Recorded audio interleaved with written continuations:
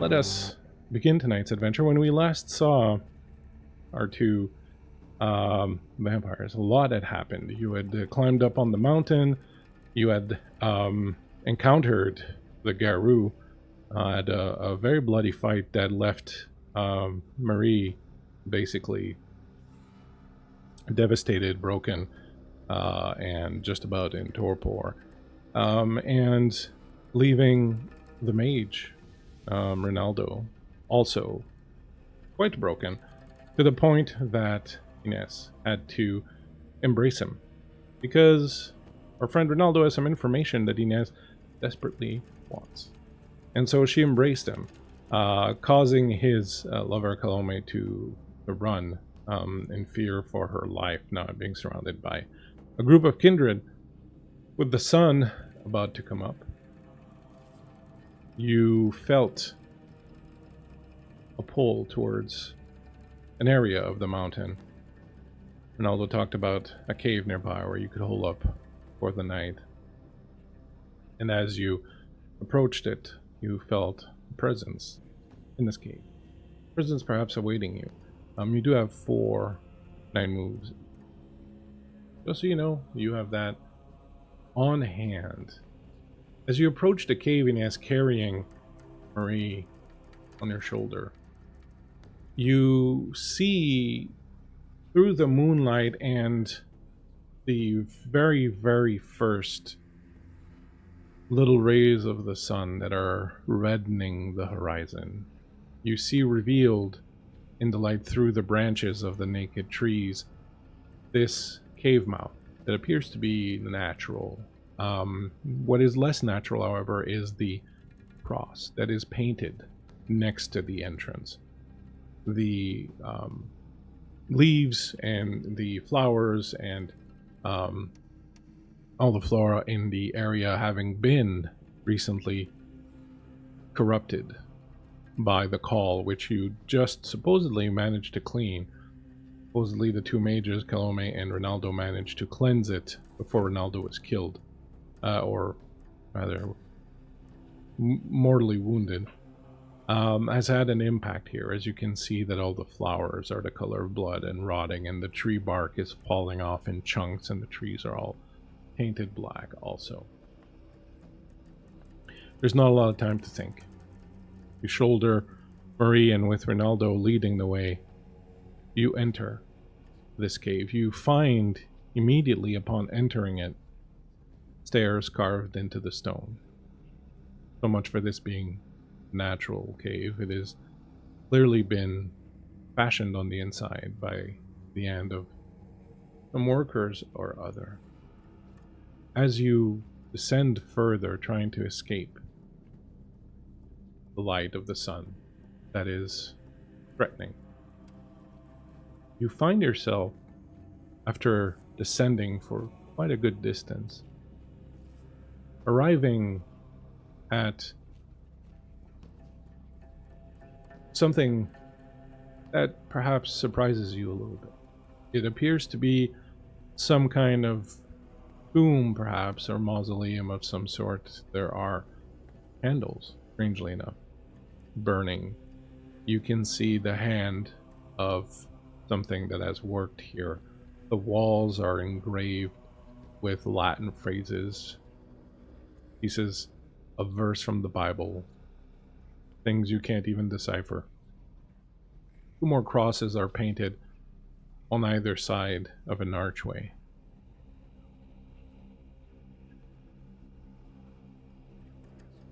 You feel this same presence again lurk in here, something old and ancient, just slumbering perhaps in the background. You hear resonating throughout the cave in your head, not very clear. Well, you have woken me. You may as well approach. What do you do? Well, I don't really have much of a choice. The sun is outside and it's dark in here. So I will move closer with Marie over my shoulders.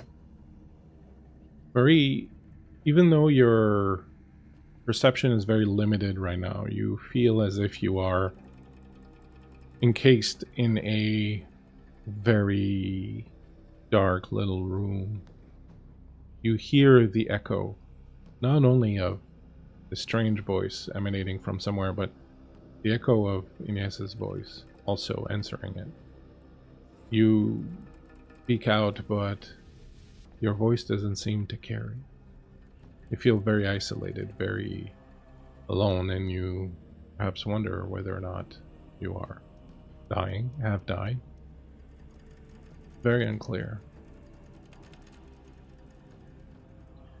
As you step into the room, Ynes, you hear Ronaldo's breath as he gives a gasp, a avid still from being human. But in front of you, in the darkness ahead, you see a figure. It sits motionless in the shadows of this crypt, a presence more felt than seen. Its face remains hidden in the gloom, swallowed by the hush of cold stone and stale incense. Bald and dark-skinned, he appears young, too young. The kind of youth that feels wrong, an age not by time, but by something older than time, a stillness beneath time. He's bare, his body lean and unmoving, a sculpture of flesh. Every inch of his skin is marked with ink. Dense, looping scripture, written so tightly it blurs at a distance, then sharpens the longer one looks. The words crawl up his throat, coil around his limbs, vanish into the hollows of his collarbones. The language is ancient, or perhaps it was never even a language at all. Some of it seems to move when not watched directly. He sits unmoving, his presence unsettles you. Here in front of you are epochs, and time immemorial made flesh, mysterious, strange, alien. You feel his presence more than physically, you sense him inside your mind, unearthing every hidden memory and thought there. You are laid bare as never before, every layer peeled back with deft, ancient precision. You have nowhere to hide. The saint does not rise, does not seem to move even as he speaks. His voice comes, low, dry, ancient, as though echoing from within the stones themselves. Both of you hear Starcrawl RPG raiding us. Thank you very much for coming in. We're playing Vampire the Masquerade. Mature themes going on here, so please be aware of that. But thank you for coming in. We appreciate you. We both hear the voice echoing in your minds as much as in the space around you. The earth beneath, around, above is not earth. It is folded skin, the scar of a sleeping god, and I sit upon its sternum. The worms know. They hum hymns with no mouths. They remember the taste of angels.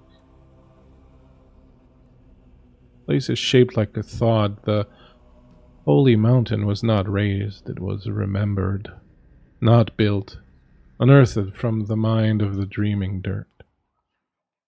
Every stone here has weight only because it chooses. They kneel with me. Will you?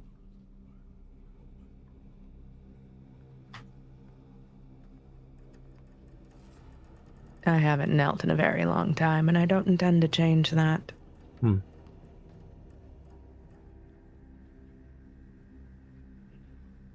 Place is shaped like a thought. I was born before this place. You think this is down, it is not, it is inward and under, through the flesh of the world to the marrow of meaning. Do you hear it?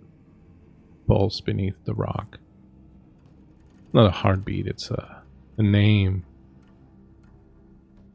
I was born before this place, but I will die after it.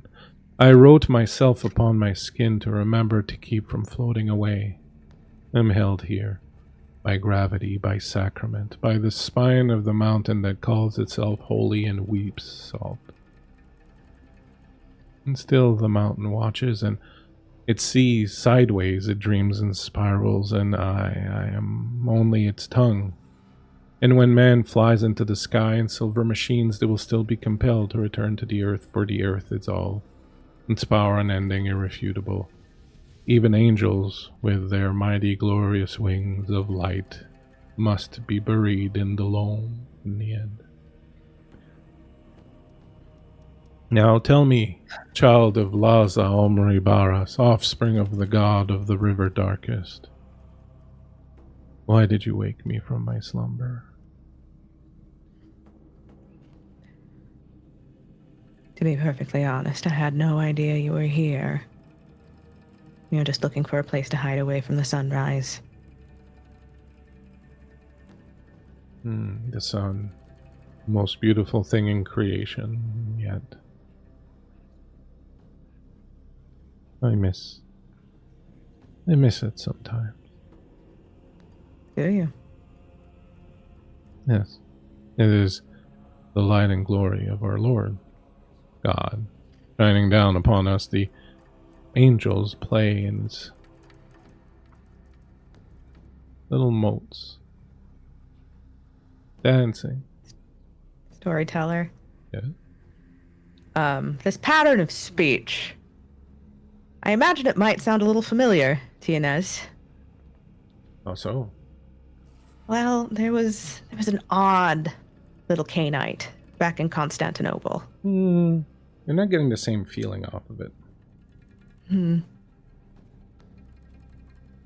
As you ponder this, Marie, and you also, for that matter, Ynes here, and you, child of Enoia, proud granddaughter of Lilith, know you that she will come here, be reborn in a time of strife, when men have built castles of glass and steel and our kind once more fears them? What brings you to darken my doorstep with your shadow?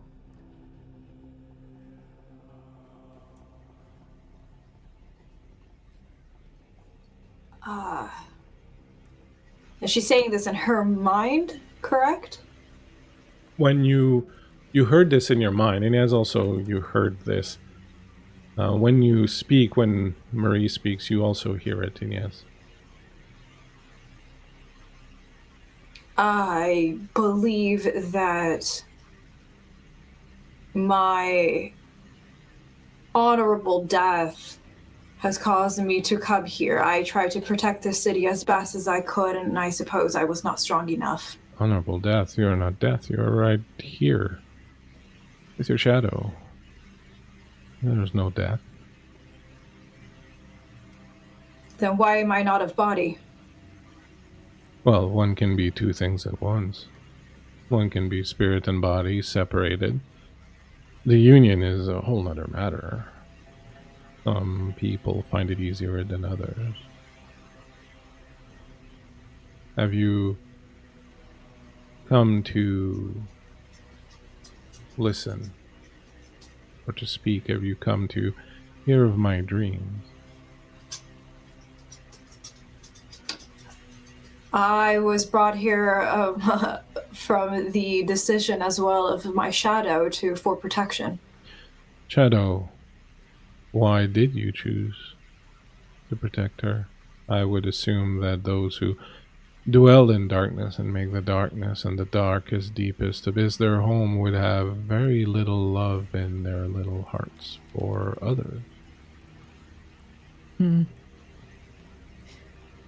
Perhaps that is true. But she fought at my side. I'd say that's worth something. And I at hers. And so you honor death, for she paid in death for your life. As you say. You little ones never cease to make me curious.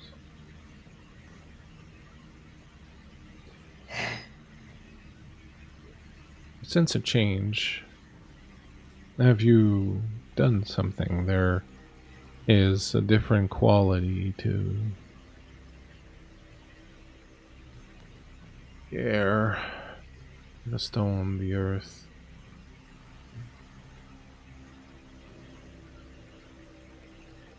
Have you done something? Not us directly, but yes, something has changed.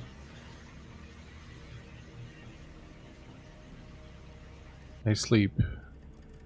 I've slept for a long time, but I dream. And the dreams are rot. Black pyramid rises on the horizon, not of stone, but of shadow pressed into shape, glass and steel and chrome and bile and death, and death, and death, and the bones of all those it's built upon. And beneath it, worms. Worms wearing the faces of kings. And she walks the corridors of my dreaming. A woman in blue. Eyes like frozen bells, hands like tomb lilies. She hums lullabies in reverse, and all the children in my skull begin to scream.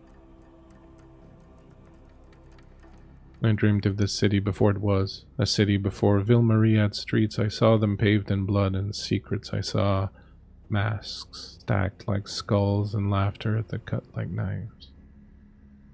And I know when they call it Montreal, when the word is carved in the mouths of men, my dreams will spill into waking. Despair will wear flesh. The pyramid will open its eye. My dream will come to pass and will be death and decay and the long, slow moan of restless dead who continue living.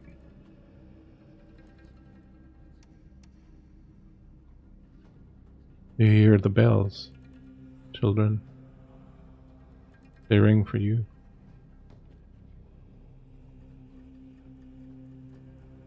I think in this moment, Ynes very much wishes that Marie were not in torpor, because there would be some significant glances, because what in fresh blue hell? You can hear me. Don't worry. Okay. Child of shadows. Shadowborn means shadow cursed. You are a shadow chasing shadows, one who should know the futility of such endeavor, yet to not pursue would be to be untrue to yourself. Ask yourself simply this: what is there to gain from another handful of shadows when you are shadow yourself?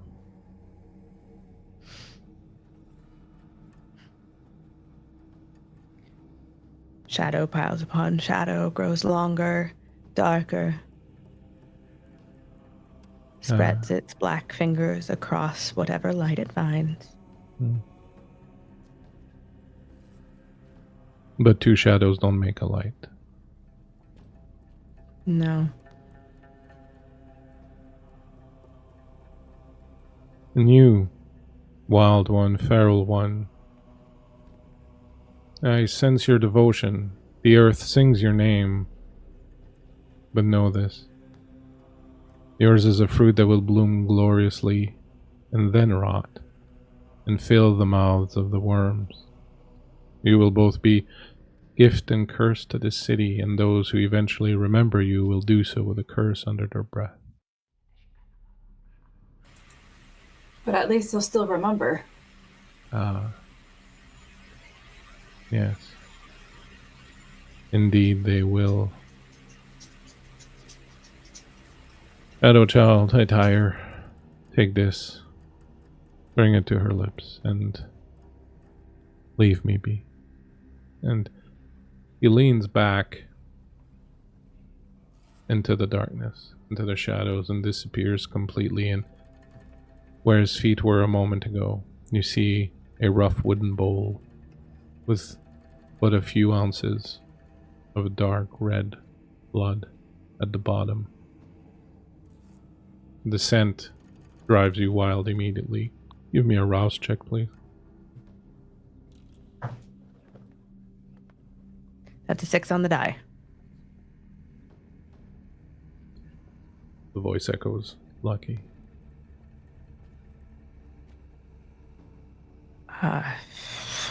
Okay, all right, well.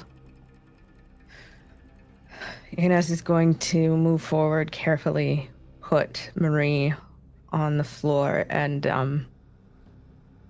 put her jaw back on. And as she is holding this gangrel's jaw where it should go, she'll take the bowl of ancient vitae with her other hand and carefully pour it down Marie's throat. As soon as the blood touches her lip, the flesh starts to mend, the bone starts to mend, her jaw flips back into place. Marie, you've never tasted anything like this. And the saddest part of it is that you know you likely never will. You know you will spend the rest of your life chasing this particular high. Looking for it everywhere. Doing things you might not have dreamed doing before. For a chance to taste it again, but it will likely be for naught. There is so many memories, so many years etched into every little drop of this blood, and they course through you now, and they fill you, and your wounds mend, and your eyes open, and you feel the tremendous sadness of having now experienced the greatest thing you will ever experience, and still having likely centuries ahead of you.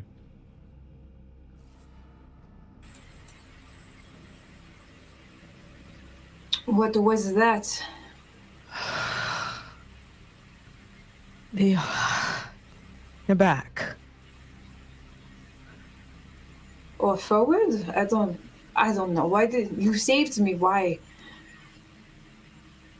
Because the city needs you. We did not finish. I think we may have. The Garu, though, it was either try to finish it or make sure that you did not lose your head. The Garu still exists? Yes. We did what we could, says Ronaldo, crawling forward. You realize, Ynes, that he had been cowering in the other room, unable to even stand in the presence of this thing. He comes forward on his knees, looking pale. Stand up, mijo. We did what we could, Marie. I believe we managed to cleanse the call, at least that is done. Perhaps. But you did not finish him. I was dead. And you realize, Marie, now that Ronaldo is no longer human. Marie stepped close to smell him. He smells very kindredy, and he's got a little bit of an after smell of Ynes. Marie whips around at Ynes. What did you do? I made sure that he would not be another body in the ground. Or was it insurance for you so that you can get the information that you need to survive and go after that Santiago? Can it not be both? You sacrificed them.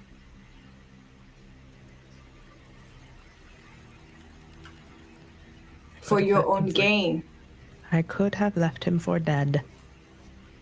Maybe you should have. That is a natural order for humans. He is more than just human. And you know that.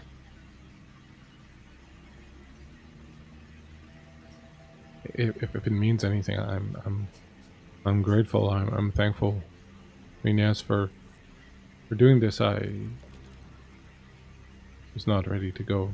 So many things to learn, to know about. You see? Now you can learn for an eternity. Are you going to be here to teach him? Should he be willing to?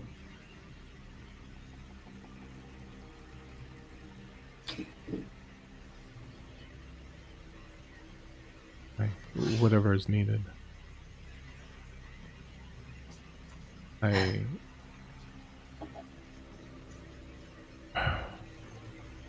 I feel hunger and tired all at the same time. It is like a weight that is pressing down on me, and yet I feel like I should be too tired for sleep, but is this normal? It is the pull of the sun. Yes. The older you get, the harder it is to fight. That is one thing. You always need to make sure that you have somewhere to hide before the sun comes up. It will destroy you otherwise. Interesting. That seems like quite a price to pay for whatever this is. Eternity? Oh, I hope not. That is too much to, and he sort of falls down to his knees. There's too much to fully wrap my mind around, and Ynes goes to catch him before he bonks his little head on the floor. you grab him and you lay him down, and you realize that he has Okay, fallen alright. into day sleep. Mary, I will help you find the creature. I told you I would, and I will. I may be a child of shadow, but I am a Canite of my word. I believe you. I just don't understand why it should have worked. It was stronger than any Garu I have encountered, I can tell you that much. And maybe So I should what- have finished it. What makes us think we will beat them this time? Well, if we're being honest, we won't have two mages who are involved in having to cleanse a piece of rotten, festered earth. So, split focus.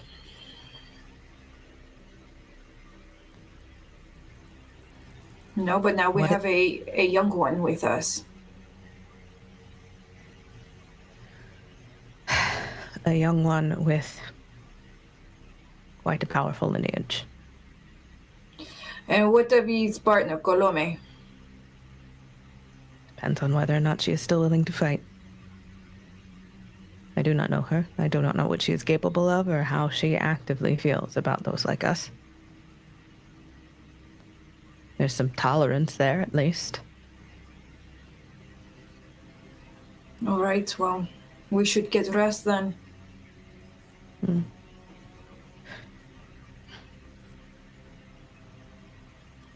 I understand that perhaps I should have finished the job. Mistakes happen. I fear if I had, the city would have lost its protector. Yes, but I trusted your ruthlessness to finish. Perhaps you're not as ruthless as you think you are.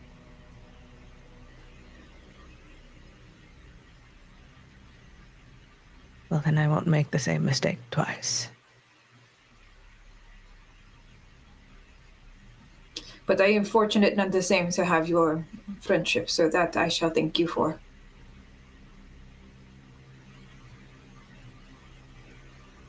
De nada. How did you know to come here?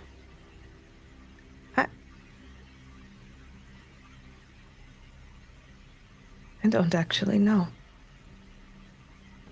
Ronaldo led us here, yes, but there's something else. A It's like voice? somebody.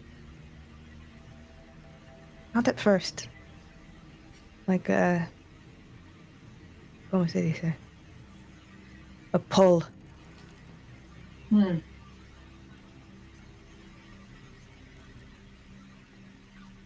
I heard him.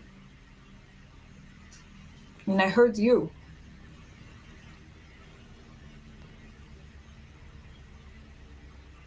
tried to speak, but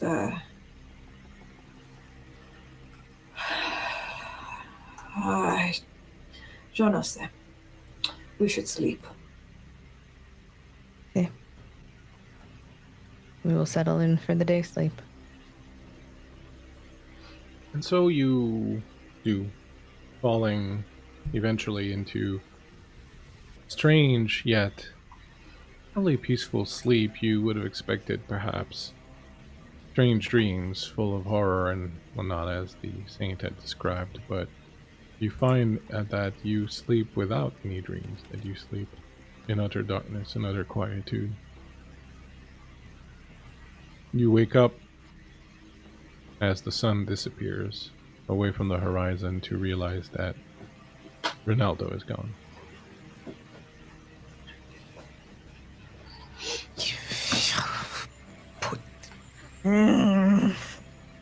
Little shit. Good evening right. to you as well. Inez sort of gestures to where Ronaldo had been sleeping previously. This is what I get, isn't it? This is what I get, the willful child. See? I should have let him die in the mud. Come on. Oh, this is your problem. Oh, I know. I will take care of it once I find him. You step outside under a dark sky that is pierced through with stars, and as you do, Marie, in your head, you hear a voice you've never heard before, a woman speak in Spanish to you. She says, "The sky is blue. I am just reminding you, but I fear you may have forgotten." In an entirely different voice, Inez, you may have heard her speak in her native tongue, but Marie code switches here. The sky's blue. Yes, that is true. The sky is blue. Why are you reminding me the sky is blue?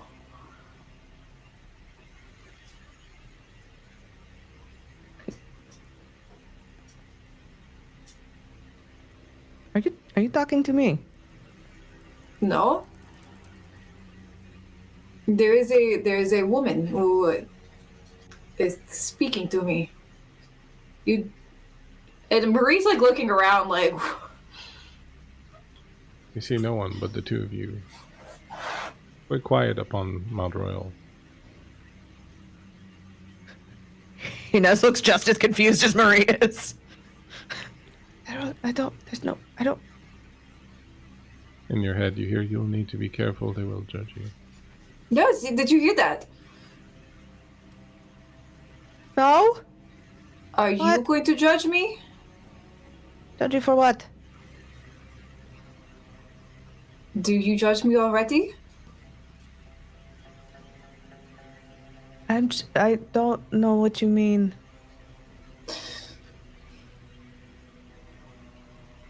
What is happening? Storyteller. Everything seems fine to you. You are well rested. Night is quiet. So I come to think of it, you do hear bells ringing, echoing up along the mountain. Mierda. I think that means it's time to go. Sí, vamos. You head back towards the city of Ville-Marie. A heavy autumn mist coils like breath from the earth, shrouding the settlement's narrow, mud-slicked streets.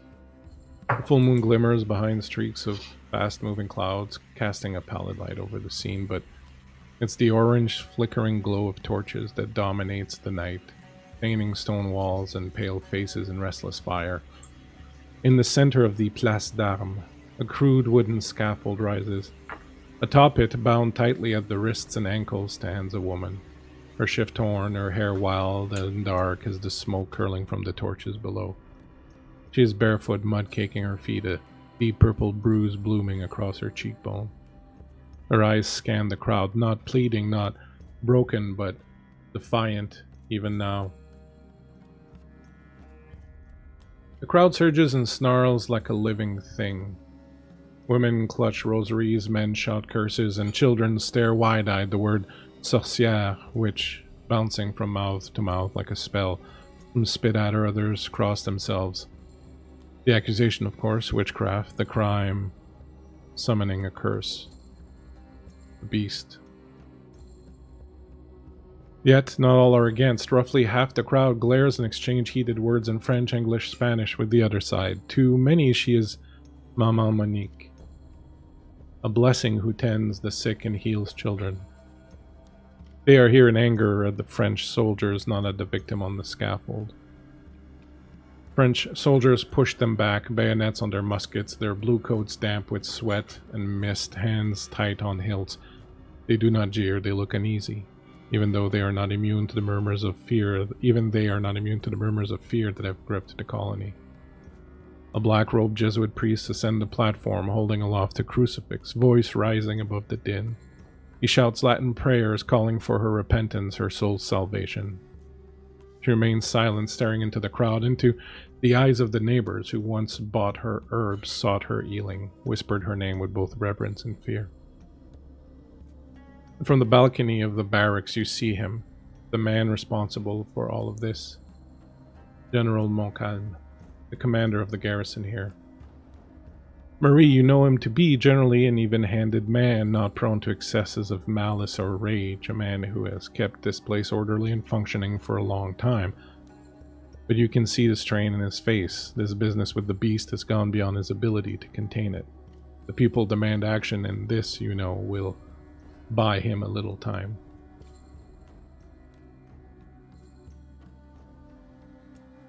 As you take all of this in, off to your left, you hear voices you recognize. Ronaldo emerges from an alley, blood staining his chin and shirt. Behind him are Calome and a priest you know as Father Aidan Joseph, one of Ronaldo's disciples. They approach you arguing in French. Both Calome and Father Joseph appear quite dismayed and angry at Ronaldo's new existence, and with hurtful words, tears and rage, they turn from him and stalk off, leaving him blood-drenched, and very alone. What do you do? I am going to march up, take a handkerchief out of my pocket, and wipe the blood from his mouth as if he is a disobedient child. There you are. Yes, here I am because you vanished. I couldn't take it anymore. I woke up with such hunger in my belly. I'd never felt such hunger before, and I had gone days and weeks without food before when I was in the tower of the prison in Paris. First of all, do not run off on your own. Second, if you are going to feed as such, clean up after yourself. Otherwise you will end up like that poor woman on the scaffold. I feel so much better now, though. I didn't kill anyone. This is not, the blood of a person is the blood of a pig. I thought I might be disgusted by it, but, I was too hungry. A pig? Yes, a quite large one. We do not sacrifice pigs here. Not for our gain, anyways. I'm sorry, I didn't mean anything by it. It was just the first thing that I came across, and before I knew what was happening, I was on my knees in the middle of the sty, just burying my teeth in its neck, and You are going to have to learn how to hunt. is that what you call it? Yes. That is what you are now, child. You are a hunter. I can see in the shadows and the darkness now. Is this one of the gifts of this state of being? For us, yes. the line that we come from. We draw from shadow, from the realm beyond. I feel there's so much to learn. It's very exciting. And I will help you. I know you will. But and he points over. Maman Monique is... Montcalm is going to have her executed soon. Not if I have something to do with it. I know him. Montcalm. He will receive me if I ask for an audience. If you want, we can go. I can get you to talk to him. I think he would listen to you, Marie, if you tell him that this is the wrong thing to do and how the city may react to it. I think Please. with your assurances, he might be willing to stay the execution at least long enough to give us time to take care of the situation. Yes, let's make this happen. We do not want to lose an innocent life. Okay, follow me. And he starts running and he stops and he turns like, oh, I can't go like this. I need another shirt, something else. Give me 1 minute. And he runs over to the left, opens the door of the first house he sees. You hear someone scream inside and he comes out pulling on a shirt over his head. We better run. They're not very happy with me. And he takes off down the street. Maria looks at Ynes, like, this is your kid. This is the face that she's making. It's very much, you know what? I think I deserve this. I think I deserve this. This is what I get. She's gonna, as they trot by the house, she's gonna, toss a couple of silver pieces at the family. Sorry! You follow Ronaldo as he heads down and just skirts the outside of Place d'Armes and approaches the general's the barracks where the general was standing earlier. And as he approaches the front door, the two guards step up and bar the way. And he's like, no, I am Rinaldo Trois Echelles. General Montcalm knows me. I am here to talk to him. He summoned me. He wanted me to fetch. This is Marie. The general wanted me to fetch Marie to speak with her about what is going on in Place d'Armes right now. He's afraid that... And then in French, one of the soldiers tells him, we have orders not to let anyone through. He's like, no, but you don't understand. The general, he asked me to get Marie because he's afraid of what the people will see. And the soldier looks at the two of you and then back at him and goes, no one gets through. Orders. Ronaldo turns and looks at the two of you. I do have mesmerize. Glad someone does. Nah, I would like to turn to the guard that's being difficult, meet his gaze, and I think you do want to let us through. On second thought, I think I do want to let you through. Thank you. And I was like, see, I told you. And he looks at you like, can I do that? Eventually. This is very exciting. Oh my god. You walk into the barracks, and as you start climbing the stairs to the second floor, you see an adjutant come out and go, is that you, Rinaldo? What are you doing here? I thought I told those guards not to let anyone through. Yes, but they wanted to let us through. They understood that the general wants to see Marie. This is Marie who takes care of the quarter down there. You know, he's like, I don't think the general wants to speak to anyone right now. And as he says that, you hear a voice from inside the office. And it's the voice of the general who says, in very good English, that's all right. Let them through. I'll speak with them. Are you certain, sir? Yes, just... and you see the general pop his head out and whisper something into the adjutant's ear. And the adjutant goes, oui, mon général. And he turns and he leaves, and the general looks at you, the three of you, and goes, well, you certainly are a motley crew. Well, we don't have much time. If you wish to speak to me, you may as well come in and let's get it over with. Sweeps back into the office. Not a problem. You have an innocent woman condemned to death here. Would you like some wine? No. Grab some tea. They, No. nothing will happen to her until I give the order, so... Please, have a seat. Marie just stands her ground. She doesn't move. But she's in the office. Hey... Sorry, go ahead. Now, if it is all the same to you, General, I think we'd rather stand. Suit yourself. He walks with a bit of a limp and sits down behind his desk, pours himself a glass of wine. You should really try this wine. It's from Bordeaux. It's some of the best I've ever had. He sips it and sits back, and behind him the archway in the window is open, and you can hear the people outside, and you can see the orange glow of the torches and smell that smoke, and you can hear the priest reciting prayers in Latin, and the general sits back and just sips his wine. I'll plead your case. You say she's innocent. I say no one is innocent. Why do you say that no one is innocent? Because no one is. Everyone has What grounds secrets. do you have that this woman has done these heinous things that you accuse her of? I don't.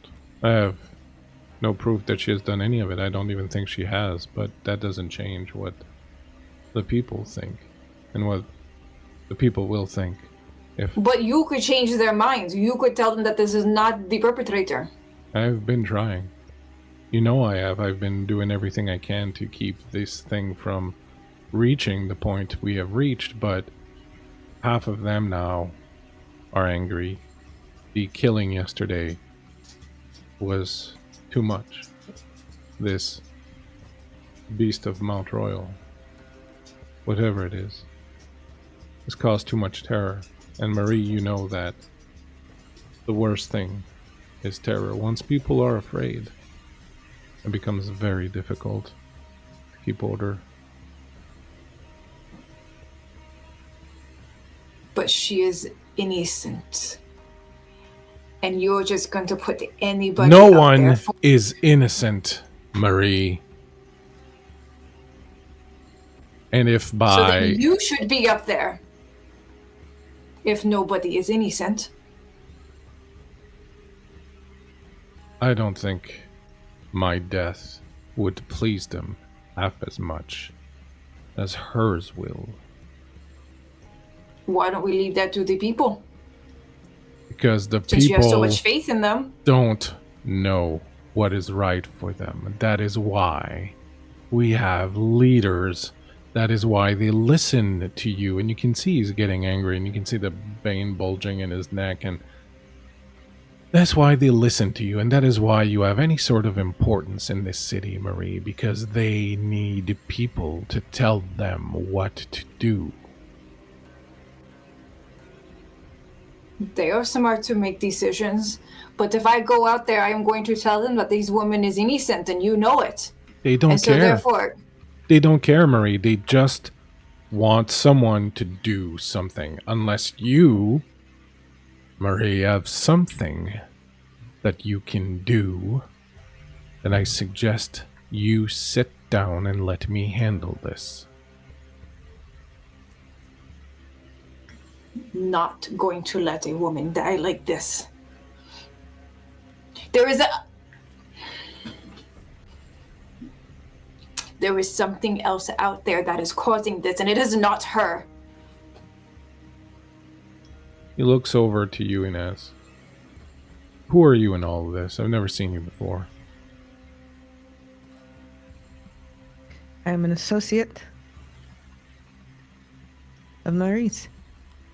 I have been here to make sure that whatever issue has taken hold is beaten back, and so far we have made some progress, but she is right. That woman, and Ynes will point out the window, it may give temporary reprieve to burn her, but half of that crowd will immediately turn on the other, and this whole city will burn. Surely you can see that.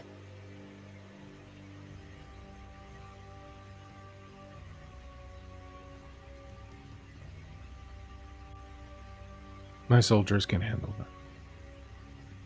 Your soldiers could barely handle us coming through the door. Yes, I was wondering how that happened. I'm very persuasive. I can tell. Well, you're not persuading me. Unless you have any better argument than this is wrong, Marie. Then our discussion is over.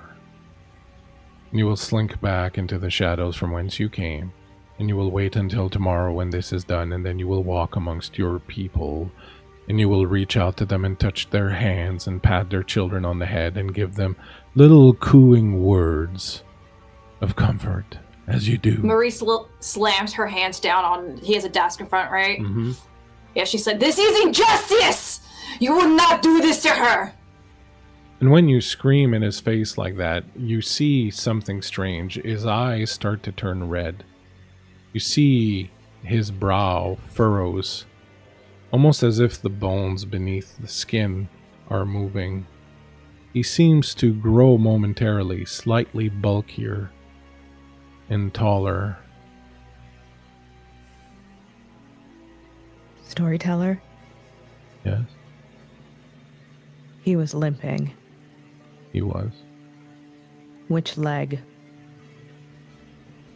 Oh.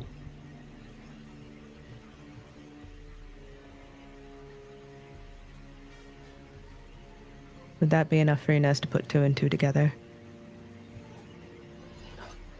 I would think so. Ynes will step up next to Marie and just grab her wrist before she could fly over the desk or escalate further. Yes, do your job and assist her. I need no assistance! And she, goes full, feral. Her eyes turn yellow. Claws are starting to come out. I will use potence if I have to gain the strength to potentially hold her back. But, Ynes kind of grabs her, pulls her, and points at the general. It's not because you have no choice. It's because you need to turn the blame. Isn't it? You see him visibly calm down. His face rearranges. He sits back down. Takes a sip of his wine. Seems we both have secrets. Sins that we would rather remain buried. Some of us have a more primal side, but some of us are perhaps not as alive as we like to pretend to be. And so I would suggest, Marie, that we use this as the basis for our accord to keep each other's little secrets secret. Ynes, what is he talking about? It's him. He's the beast. Marie, kind of sniffs in his direction. The second you do that, you pick it up. You pick up the scent that you had last night, that scent of wet, shaggy dog that emanates from under the intense amount of perfume that he, like all French nobles, wears. It's small, it's thin, but it's right there. It's you. She's gonna almost launch forward, but Marie? she knows again. Ronaldo, behind you. There are a lot of soldiers outside. There are a lot of soldiers just outside this room right now. Right outside the room, right outside the balcony. If we try to take him now, we will be riddled with bullets, and he will potentially rip us to shreds. Leadership is a difficult thing, Marie. We often must do things that we find unsavory, make deals with people we find unsavory, in order to keep things. But the moving. difference between me and you is that I tell the truth. Do you? Do the people out there really know what you are? How do She you think they spits would? at him. He takes out a heavily perfumed silk kerchief from his hand and wipes it.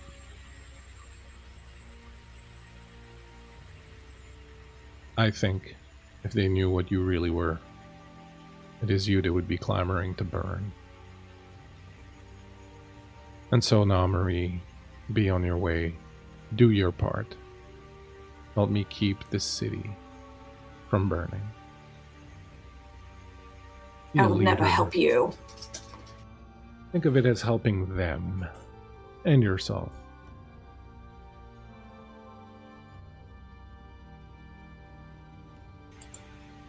No.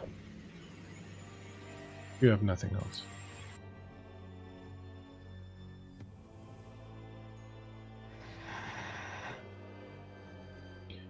He looks at you, Ynes. That would be a good time.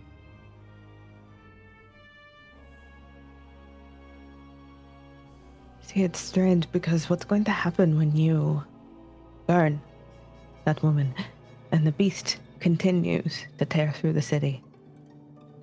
Who else do you have lined up for the gallows, General? Well, that's the thing.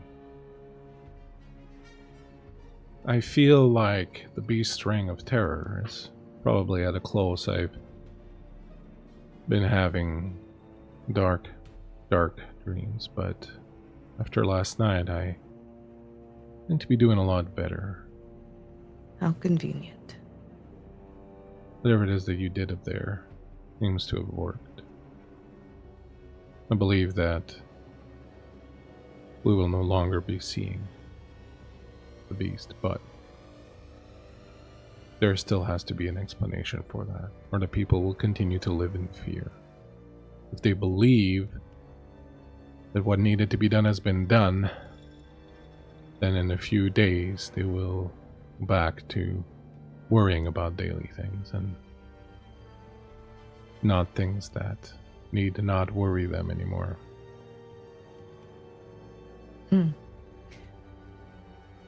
That's possible. I understand that when someone is trying to scratch out a living in a place such as this, take off the biggest threat and they can go back to their lives. But I suppose, and Ynes is going to kind of like reach over and adjust her sword belt, pull a few inches of the silver blade. Now, I don't expect that we will be able to fight you. No, that would be suicide. I have met your kind before. I know how strong you are. But all we have to do is show those people what happens when you come into contact with silver, one way or another. Well, then I guess we'll see what happens when that happens. Or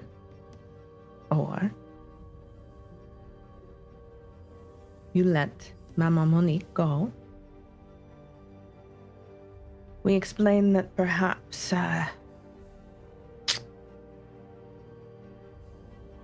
paint her in a different light. If they say she is a witch, if they say that she is a will worker, give her something to do, give her a way to banish the beast if you are, as you say, under control again.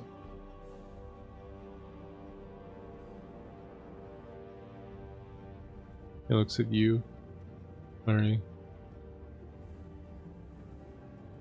Do you think that could work? Do you think you could convince the people of that? Yes, of course.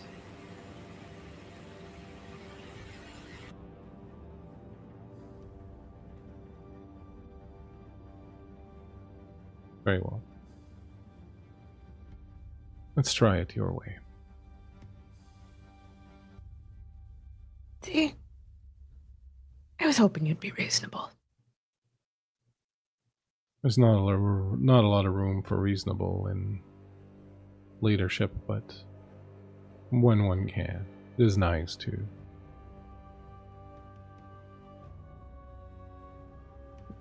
Then we will meet you downstairs.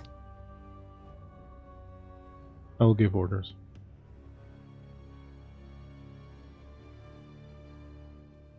I'm certain we'll continue this discussion at a later date. Marie, let's go talk to your people.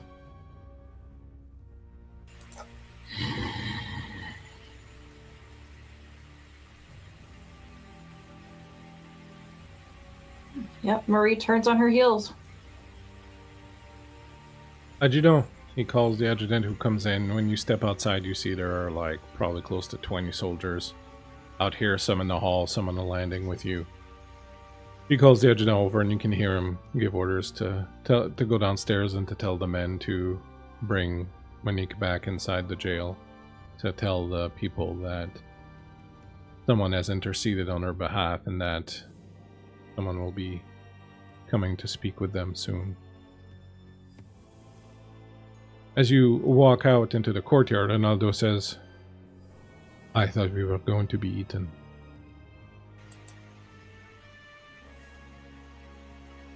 Well, the night is still young. But perhaps we could get something to eat that's not pig. You just ate. I'm going to need you to show a little bit of patience. We do have bigger things to deal with than your stomach. Okay. Are you okay, Mary? You seem to be a little on edge there. No, I don't trust him. And in your voice in Spanish, yeah, you shouldn't. Not only is he in power and a noble, he is a man, and he will say whatever he needs to say to get what he wants. You should be very careful. I should be very careful. See, you're right. He is not like he is not like us.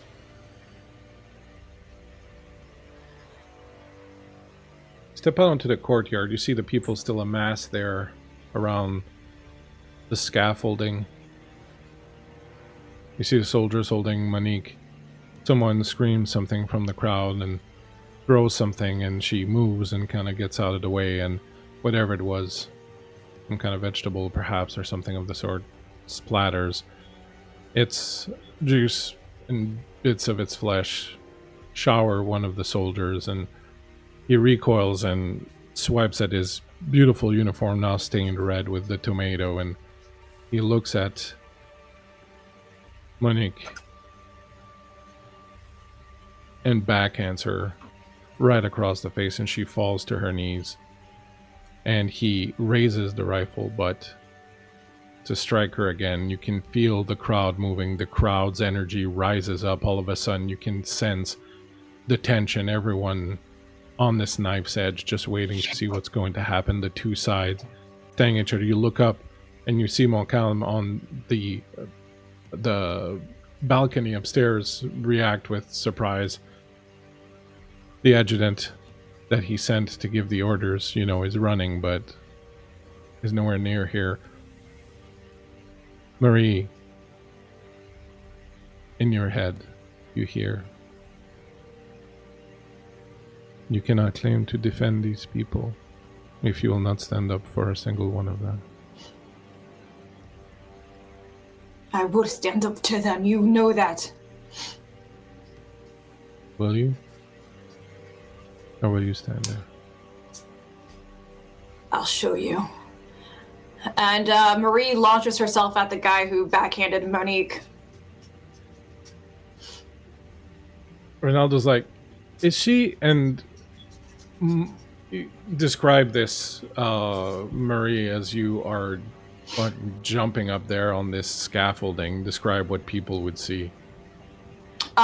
So it's probably a blur because she can move quickly, but she's already kind of in her feral form anyway. So they just see this, like, her hair, like, even more tuffled up from her braids. She has, like, longer claws. Her eyes are yellow at this point, so there's really no hiding what's happening to her. But she just, like, almost kind of like that, like, Spider-Man, like, kind of like jump and just, like, gloms onto this guy. You land right on top of him, and he doesn't even see you come. You see the other soldier kind of recoil back and, kind of step back and start trying to shoulder his rifle. What do you do to the one you jumped on? Claws are at his throat, like digging in. Go ahead and roll your brawl plus your strength. So here's a question for you, Yes. Storyteller. Because I drank so much blood, do I need to even include a blood die? No, and in fact, I'm going to say that your physical attributes are up by 3 for the rest Okay. of the night because of the strength of the blood that you ingested. So, May I also ask, because if I remember from last time, she also drank from the Black Spiral Dancer. Does that have any effect? he is not a Black Spiral Dancer. Oh, snap! I thought he was! He's not. He was just being... Just a wolf? His mind was just clouded by the call. He had not himself become a Spiral Dancer yet. Though, if you hadn't cleansed the call, that's where it was going. So you did a good job with that. Oh, lovely. He was spiraling. He was spiraling. I was just, guessing there. Yep.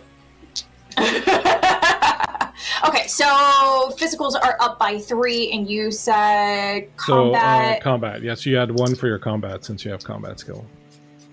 Okay. I'm sorry. Tell me again. What am I rolling? Are you going to My roll? apologies. Yeah. So you are at hunger 1 as always. Actually, in fact, Yeah. I'm going to say you're not at hunger 1. I'm going to say you have no hunger because you drank an Woot. antediluvian's blood. So Woot. that does things. So you're going to roll 1d10. You're going to add your physical, and you're going to add 1 for combat. And if you want, you can take a night move and.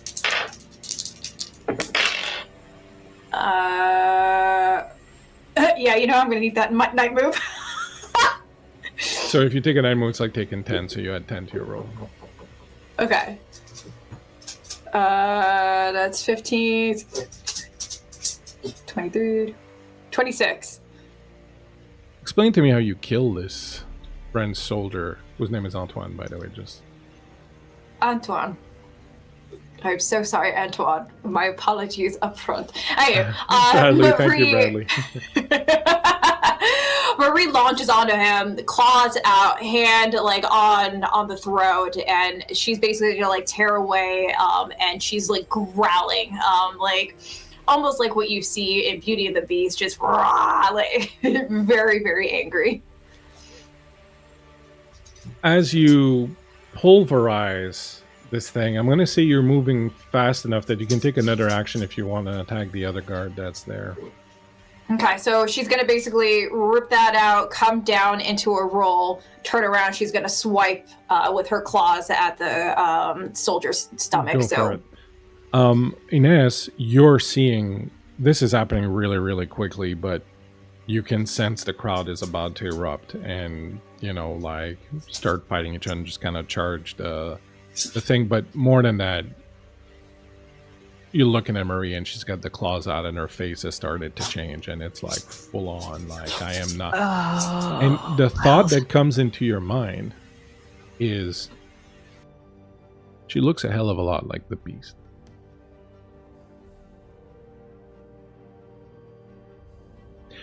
I'll let you cogitate on that one while we find out how Cynthia obliterates the other guard. Yeah. These dice are not happy with me. Hold on. It's been another There night you movie. I have a go. whole bunch of them. I know, was gonna say, huh? you've got 9 night moves at this point.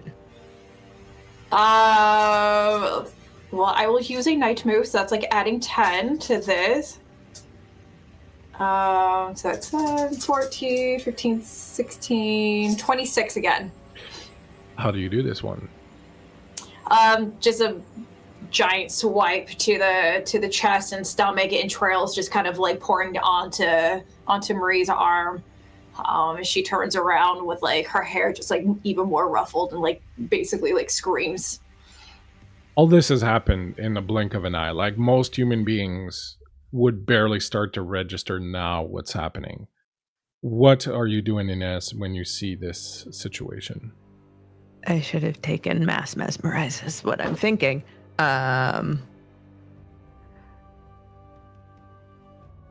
I know this isn't technically how it works, but bear with me. Mm-hmm.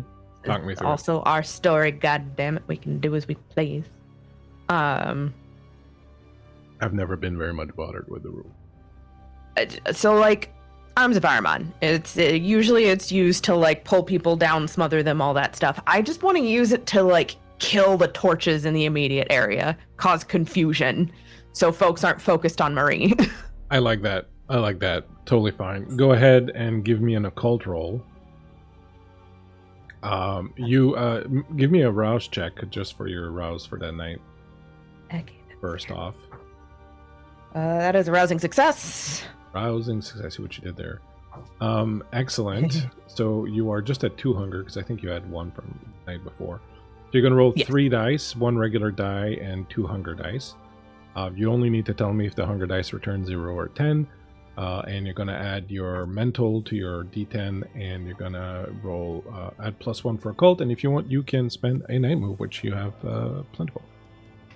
That's fair. That is I'm okay on the hunger dice.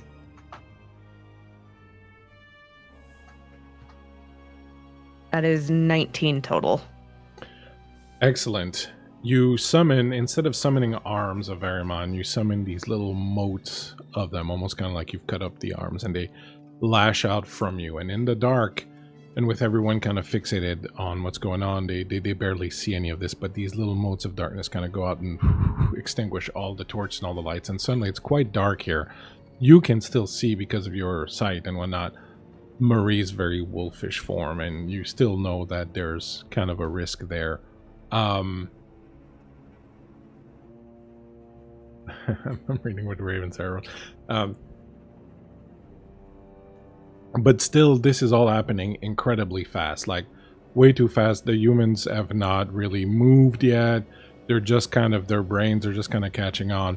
And that's when you hear the crack of a pistol. And the two of you see this bright light that illuminates Marie from the side. And then you see as the bullet hits Mama Monique right in the chest. Blood explodes from her. Almost in slow motion, you see her fold. People have this idea that when people are shot, they go flying back. But people tend to just fold and drop, which she does. And she rolls off the platform, and her hands are still manacled and chained. And so she does this weird... Can I try to catch her? Sure, absolutely. You don't have to worry about it. You reach down and you grab her before she rolls over.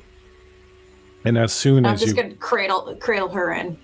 As soon as you grab her, you can tell her heart, the shot was right where it needed to be, right at the heart.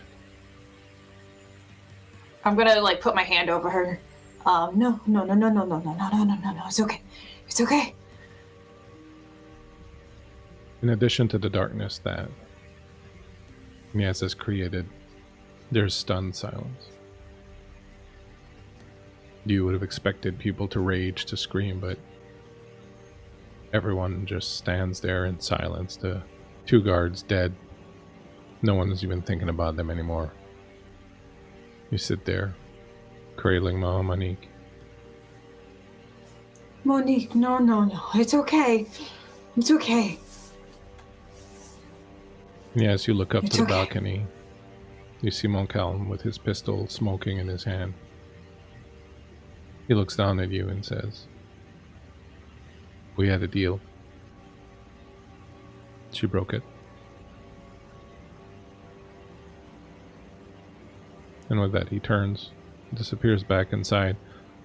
Soldiers start to move out, sort of finally kind of regaining control of themselves.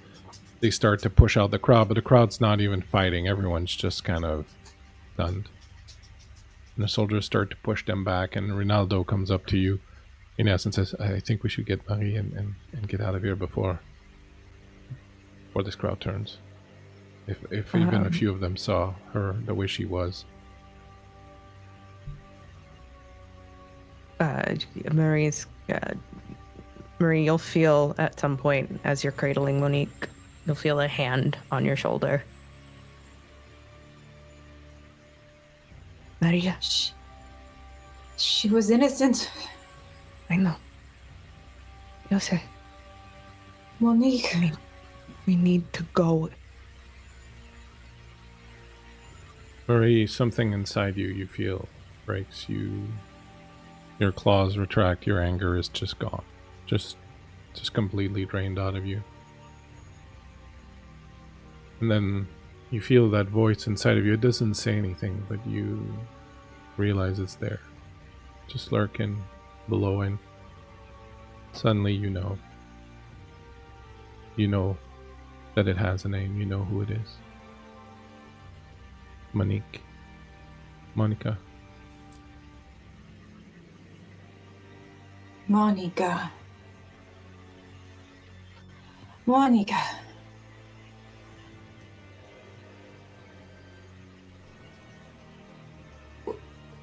Monica, are you there?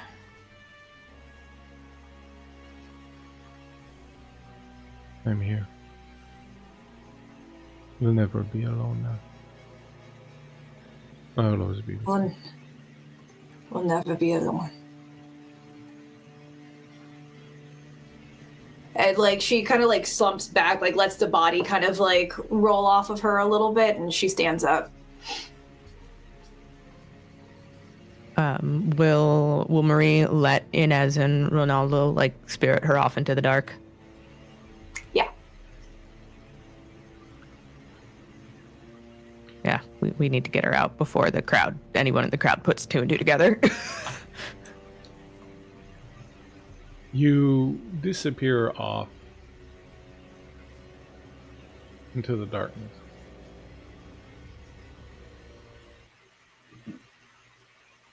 All is quiet. The broad black river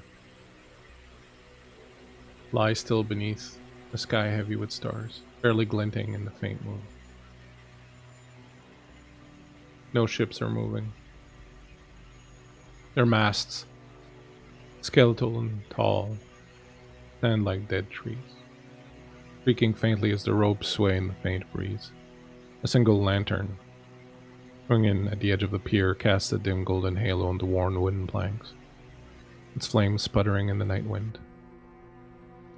The air smells of old wood, tar, and riverweed. Somewhere far off a dark barks once, then silence again. Crates and barrels sit piled in shadows, forgotten for the night. Rats skitter quietly between them, the only real movement in the slumbering port. Stone warehouses loom dark, sealed tight, their windows shuttered against the cold. A French sentry walks slowly along the wharf, musket slung over his shoulder, boots thudding softly on the dock. His breath clouds in the cool October air. He pauses now and then, looking out toward the river. Nothing but blackness. Even the city behind is hushed. The bells of Notre Dame are silent. The fires on the hearths have burned low. People have gone home. The wind carries only the faintest echo of what transpired before. Voices that will soon fade. As you were walking on the pier, Ronaldo says to you, Ynes,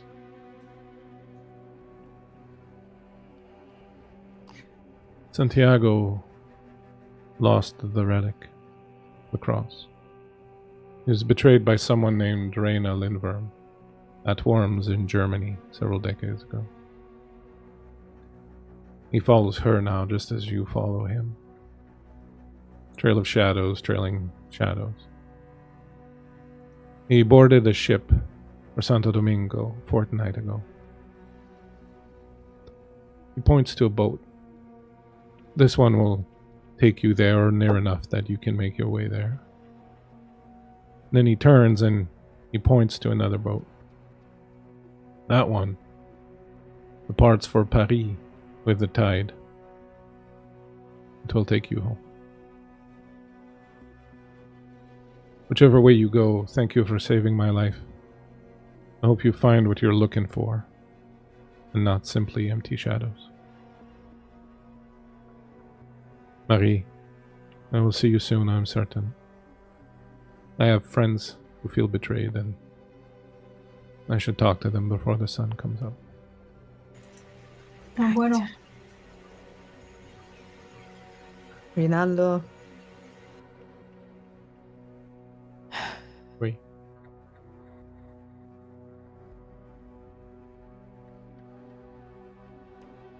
You are still new to this world. This life of, well, this unlife. I need you to understand things. And because I was the one that gave you this unlife, I feel a certain level of responsibility.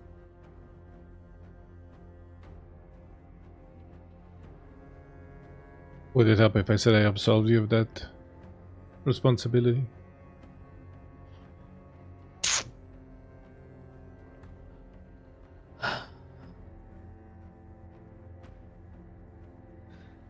You will no longer be able to walk in the sun. You need to a certain extent, listen to that hunger of yours. It is a balancing act. You cannot give in to it entirely or it will destroy you. But you cannot let it get to that point. The more you fight it, the worse it gets. It is a thin wire, my boy.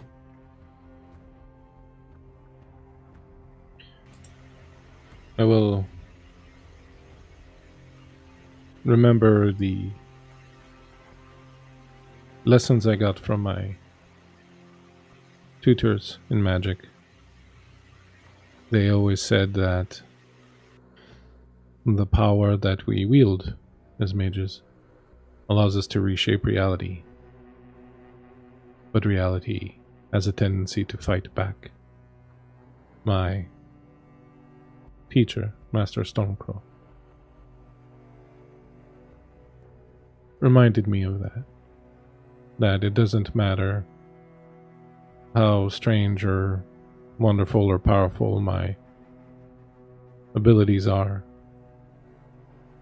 Reality is always a mongrel that comes biting back, and I cannot afford to ignore it. And if this hunger is to be my reality, I will treat it with the respect it deserves. Are you sure you do not want to travel with me? I have always felt that I had much to do here, and now that I see more than just the light, now that I see the darkness of the abyss along with the light, I feel that I can do even more. I have a vision, a dream of sorts, if you will, a place where those who walk in the light and those who walk in the darkness can live in harmony. Fool's errand, perhaps, but, well, this place seems to be the kind of place that welcomes crazy dreams. I have embraced an idealist. God. Indeed, but I am also a Frenchman, which means that who knows where it will lead me. I may just stop to eat all the wine and drink all the cheese. Or is that the other way around? You can't do that anymore. I'm so sorry. You're not going to find any enjoyment in wine or cheese or bread. Ah. It will literally turn to ash in your mouth and you will have to throw it up. The wine is terrible here anyways, and all they have is goat cheese. There you are. Farewell, Ynes. Get yourself killed. Oh, I will always have Marie to take care of me. N'est-ce pas, Marie? See? But Ynes, I would like you to come back and teach him your ways. There are things that you know about your lineage that I do not. See? Do you It think does that not it do would... right for me to embrace him and leave him. Sorry, I did not mean to speak over you there. I got carried away. I had this sudden idea. What if I found a way for us to step into a shadow and appear in another shadow further away? You mean like this? And she will shadow step. Mon Dieu. Well, seems like I have a lot to catch up to. Yes. Oh, that is very useful. All right. I will leave you two alone. Au revoir, and he will bow to you, Ynes. I almost said mother, but that felt wrong, so I won't say that. Nope. Marie, you did everything you could. And at the end of the night, he points to the city. The night is quiet, and only one person had to pay for that. It's a victory. Thank you, Rinaldo. Good night. And he turns away and he walks off and he steps into a shadow and he waits there for a second and then goes, hell. Then he keeps walking. So you are off to go find Santiago. See? Are you sure that is the right choice? What? Turn tail and head back to the old world?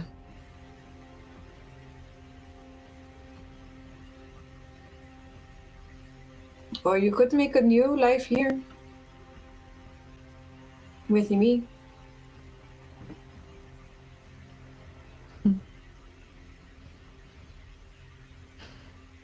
You want a second in command? Is that what you were asking?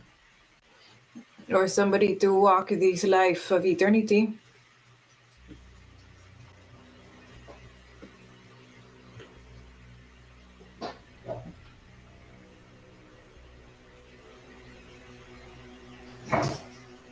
What is it about you gangrels that I cannot seem to let go? It's our passion.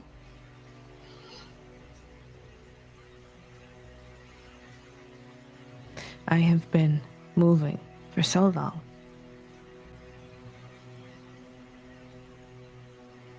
Following the shadow.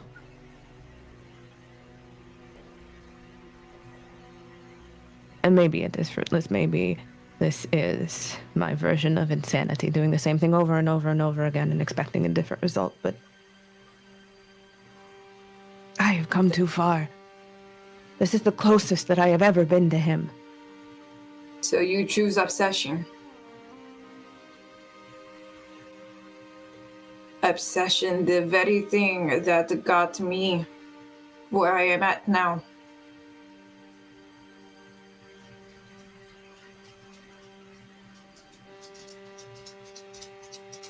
You think that once you find Santiago that this need goes away?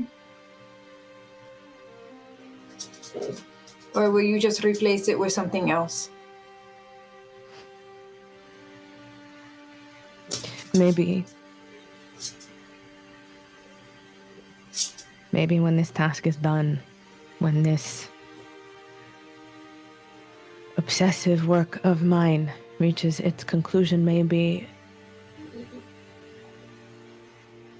I have a place to return to. I told you needed a new home. You can find a home here. You saved my life. So I don't know how I can't save yours.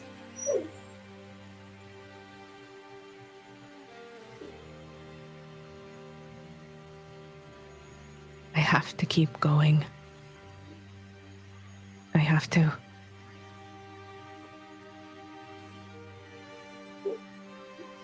I understand. We all have our own path. Just promise you'll come back to me. And to Ronaldo.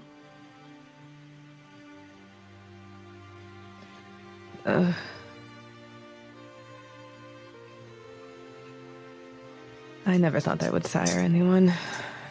God, what have I done? You followed your intuition. You followed your passion. Again, you are not as ruthless as you think you are. You remember I gave you something before. Just like the pat, pat, pat. And don't You hold on to it. You are certain? Yes, because then you have to come back and give it to me.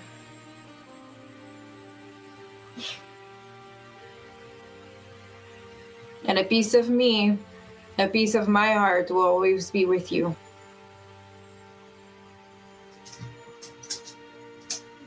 And Ynes will tuck the bit of lapis lazuli back into her bodice.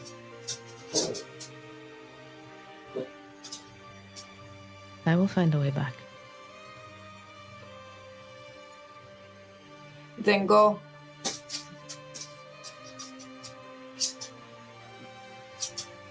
Ynes will reach out and take Marie's hand and sort of like touch it to her forehead. And turn for the ship bound to Santo Domingo. Marie pulls her back, gives her a hug. Me. Is it second where she does like the cat thing where it's like, ah! And then she returns the embrace. And just like a puppy dog, she's like, meow!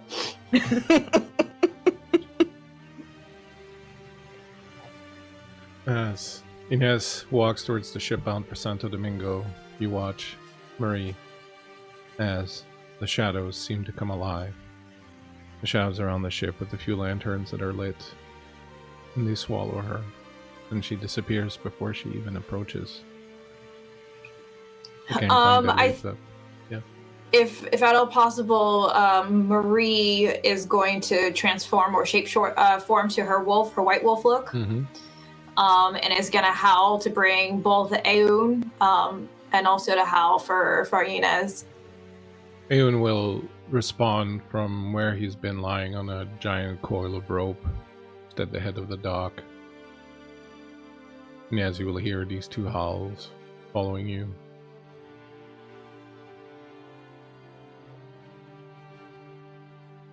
Gangrels.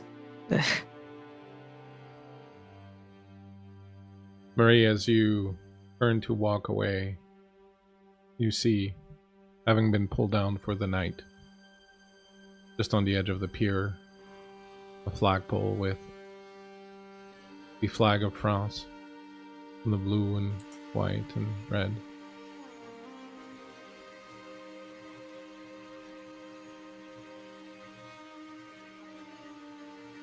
The voice in your head says, "We like blue, don't we?" It's our favorite color, no? The sky is still blue. The sky is still blue. And Marie, in her wolf form, like, munches onto the flag and yanks it down. You pat away a piece of blue cloth from the flag hanging between your teeth. Eun joins you, your companion who never abandons you, never asks questions, never demands more than a few scritches here and there. Until you return to the city named, some say, after you, Ville-Marie, while behind you, in the shadows of the boat,